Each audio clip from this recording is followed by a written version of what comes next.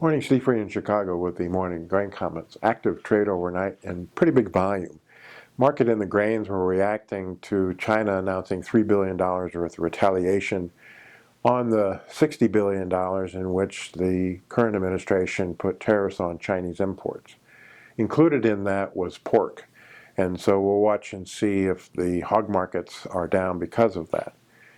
But really the sell-off gained some steam overnight when China said they could add additional goods if there's no sit-down negotiations between U.S. and China on this trade scuffle.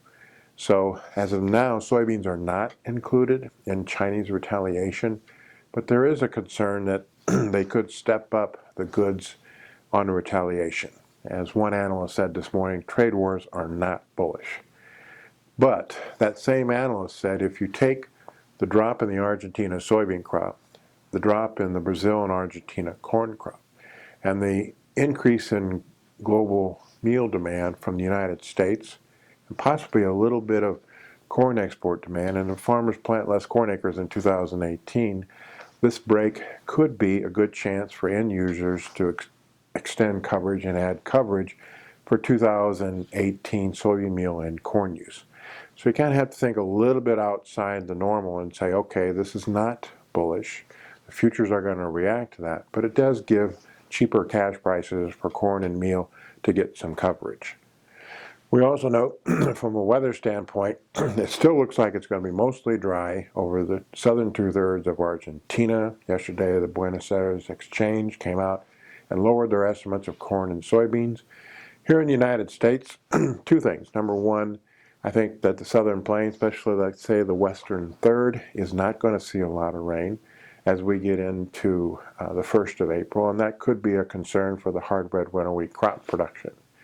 Number two, across the southern Midwest and the Delta, over the next 10 days we could see a lot of moisture, especially in the Delta, 2 to 4 inches of rain.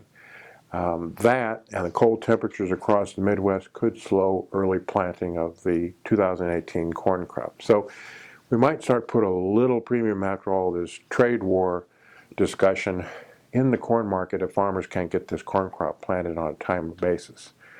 On our farm in central Illinois, April 10th is the best day for us to plant corn, giving us the best yields. And it looks like it's going to be cold and wet up until April 10th. Other than that, we'll be watching the funds. Right now, they're estimated to be long 200,000 beans, almost 180,000 corn, and short about 59,000 wheat. See if they want to reposition that going into the USDA end-of-month acreage and stocks report and going into the spring and summer U.S. weather pattern. As always, these are my thoughts and not those of ADM or ADM Investor Services, and have a safe and profitable trading day.